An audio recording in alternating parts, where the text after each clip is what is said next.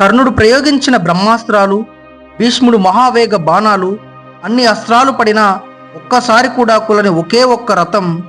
ఆ రథంపై కూర్చున్నాడు అర్జునుడు. దాన్ని నడిపిస్తున్నాడు శ్రీకృష్ణుడు. కానీ ఆ రథాన్ని నిజంగా కాపాడింది ఎవరో తెలుసా? అతడే హనుమంతుడు.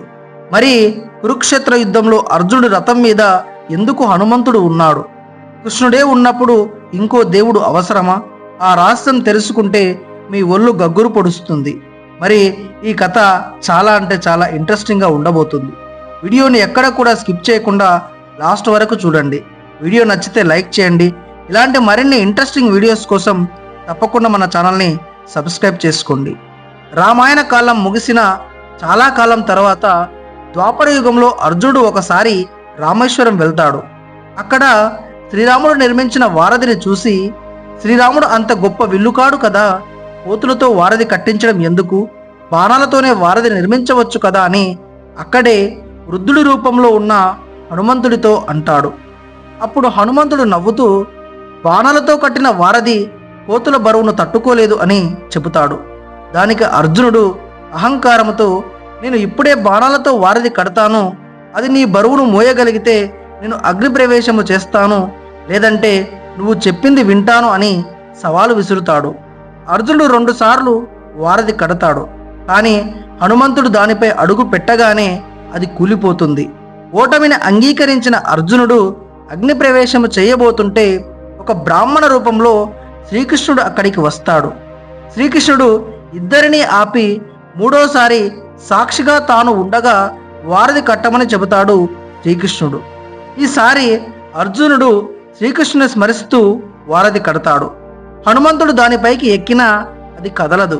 ఎందుకంటే శ్రీకృష్ణుడు తన సుదర్శన చక్రాన్ని ఆ వారధికి ఆధారంగా ఉంచుతాడు. నిజం తెలుసుకున్న హనుమంతుడు తన అసలు రూపం చూపిస్తాడు. అర్జునుడు తన తప్పు తెలుసుకుని క్షమాపణ కోరుతాడు. ఆ సమయంలో హనుమంతుడు అర్జునుడితో, రాబోయే కురుక్షేత్ర యుద్ధంలో నేను నీకు సహాయము చేస్తాను, నీ రథంపై కపిధ్వజము అంటే కోతి గుర్తుగల జెండా రూపంలో ఉండి భయంకరమైన గర్జనలతో శత్రువుల గుండెల్లో వణుకు పుట్టిస్తాను అని వరమిస్తాడు. అర్జునుడి రథంపై హనుమంతుడి ఉండటం వల్ల కలిగే ప్రయోజనాలు తెలుసుకుందాము.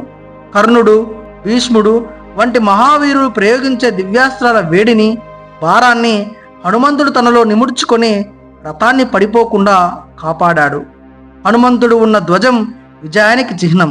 అందుకే అర్జునుడిని కపిధ్వజుడు అని కూడా పిలుస్తారు.